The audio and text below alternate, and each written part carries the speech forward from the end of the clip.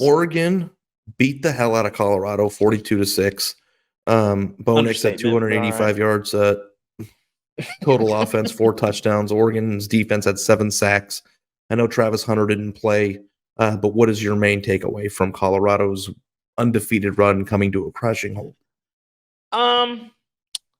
What the heck, TCU is a little bit of it. Like, that's honestly like kind of a little bit, because you look at Nebraska, they're a disaster, and they don't have the offense to take advantage of. Like, Colorado's offensive line and their corners, this is what they've been all year. They're not very good. They're not very deep. Without Travis Hunter, it's a huge loss, but like one corner is kind of like whatever. Like, that's not that big of a deal. They're not very good at corner. They aren't very deep. But this is the first team that they played that could really exploit that. TCU had the receivers, but Chandler Morris didn't play well enough. And Bo Nix, I mean, they could have beat him 100 different ways in this game. You look at every number. I mean, it's just a bloodbath. And I think ultimately, like, it would be nice to inject a little more rationality into the Colorado conversation. I think this is a competent team, very flawed, very fun. But, like, there were people like, well, hey, why not? Is Colorado going to contend for a Pac-12 title? We want to think about this now? Like, no. But Colorado's also not a disaster. Like, I think that we maybe see the pendulum shift a little bit from, like, can Colorado flirt around with the Pac-12 title?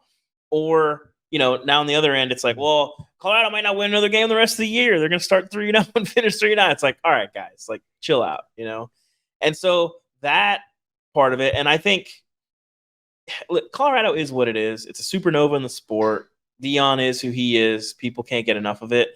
But I also think that it's important to highlight that regardless of what they did to Colorado, people are underrating Oregon's defense, which might make them, to me, like the team that I'm most intrigued by in the Pac-12 title rate. The Pac-12 right now,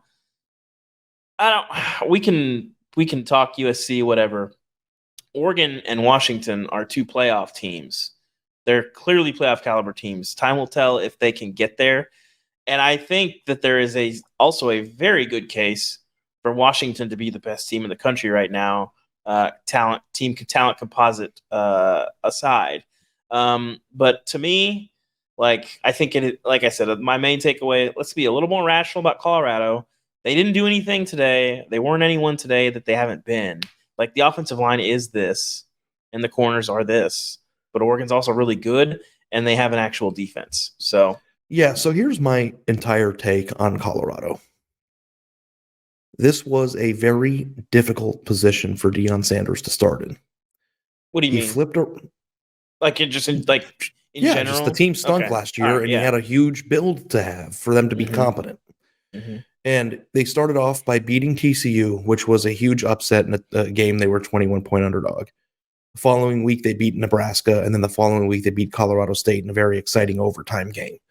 And because it's Deion, and because we had expectations of what they could be before the year, and those expectations were exceeded, every single week that they won and continued to keep their undefeated record, the hype continued to grow and grow and grow to the point where people were thinking, is this a Pac-12 championship type team?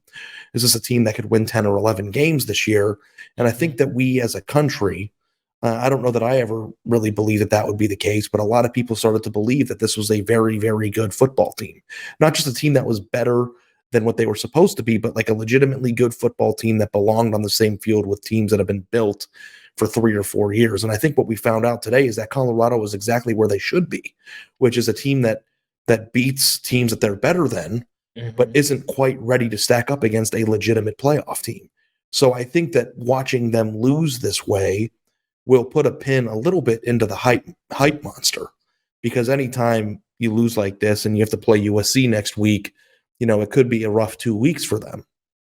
But when you put it into perspective of what Colorado was, what Prime did in the offseason, and what they are right now, I think it is still a very ahead of schedule build. Mm-hmm. It's just, I think we lost track of what they are and what they were supposed to be. And just because they lost by, whatever they lost by 30, I'm not a very good, 36? It honestly doesn't really matter what they lost by. It could have been. Yeah, it could have lost by 100. Many more, yeah. It was. But also, too, they weren't supposed to not lose by 100. Yeah. Like if you thought that they weren't supposed to lose by 100, then you weren't watching, the ailments that this team has. And by the way, when you lose a guy like Travis Hunter, you don't just lose one player. I feel like you lose 2.5. You lose your dynamic receiver and you lose a dynamic cornerback at a position that you're already kind of worried about. Mm-hmm. And then on top of that, Oregon, before Dan Lanning got there, and now certainly with Dan Lanning, did a good job of emphasizing the lines that they built there. And they're just a much better team up front on both sides of the football. And I don't care how flashy your quarterback is or how ahead of schedule your receivers are. If you don't have an offense and defensive line that can stack up with the big boys in this sport, this is what's going to happen. That game was decided on the lines of scrimmage. And I don't believe that Deion failed.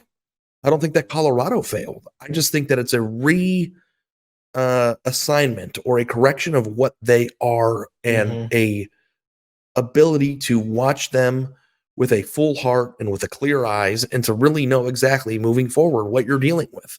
And that doesn't mean they can't win 7 games or they can't win 8 games. If they win 8 games, that'd be a monumental success. And they weren't supposed to be able to compete in this game. They were not. Can I say something that might come off a touch pretentious? I'm gonna risk myself. You're wearing a blazer at 1 a.m, so it wouldn't surprise me. Yeah. Here's the thing.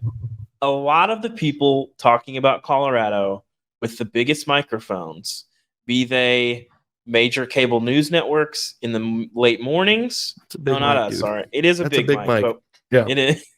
It's a very impressive mic. Don't underestimate the power of the audience of this podcast. Okay, so don't go say that. I'm not, but Ari, we don't have the same. We don't have the same audience as First Take or Undisputed or Good Morning America. Okay, well, anyway, we have a smarter audience. As respectfully as I can say this, they don't watch college football.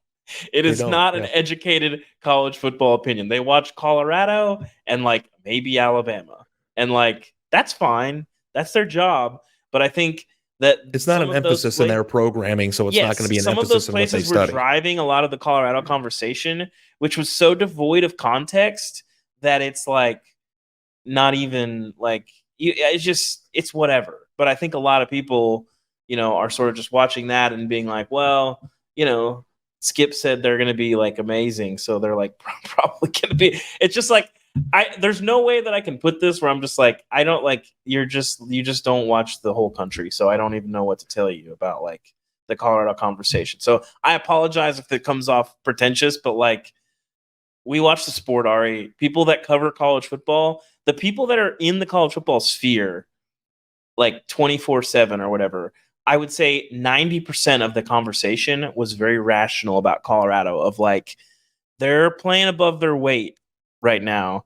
And there's a chance that this can really get ugly. And I think a lot of people felt that way. I thought they could score some today and keep up, but I thought they were going to get very clearly beaten. But I think for them to be beaten as viciously as they were today, I think there's some more rationality coming to the Colorado conversation. Well, I want to contextualize this too, because a lot of times we come on here at 1 a.m. after a Saturday game and break down that game. But Colorado and what it has done through the first month of this season, I feel like they're playing with house money right now. They are. Sanders, it's impressive. It is impressive. It's already been impressive and overhyped at the same time. But they've already had the environments. They've had the recruiting visits. Mm-hmm. They've had Travis Hunter has already shown every 5-star prospect in America what it is like to play for Deion. Mm-hmm. I feel like they have the ammunition, and what he said after the game today that you guys heard just a minute ago about you better get me now. This is going to be the worst that we're going to be. I genuinely believe that. I don't know that I believed it fully before the season, but I truly, with every fiber of my being, believe that Colorado, if they stay with this, and Deion is the coach there for 3 or 4 or 5 more years, will be a very good football team eventually. And that, to me, is an exciting proposition. Now, we don't need to get into a discussion about his foot or how long he's going to be the head coach there. I saw some bullshit about how the NFL is going to come calling for him. I don't know if he's an NFL coach. I think that his beauty is the ability to create the hype machine that he created. Well, and he has an obsession with mentorship. He has had that for a long time. And you're not a mentor. Somebody like Deion, I think that his beauty and the thing that makes a college football coach truly great is the ability to amass talent. So he's a lethal weapon in the college space. So I don't know if you want to go give him the Cleveland Browns and let him try to work through the Deshaun Watson situation right now, but that's not what I believe his strong suit would be. I believe that he has already proven more than apt to be in this position. I believe that Colorado is 4 steps ahead of where I thought they would be. And I also don't think anything that I thought about Colorado changed because they lost to a team that has been building this way for years. So, and I think to close the discussion, Ari, I think I agree with you. And to make it real, if Deion got a commit from Bryce Underwood in the next 6 weeks, would either one of us think twice about that? The fact that it's possible is legitimately the whole reason why I believe this. So I get it.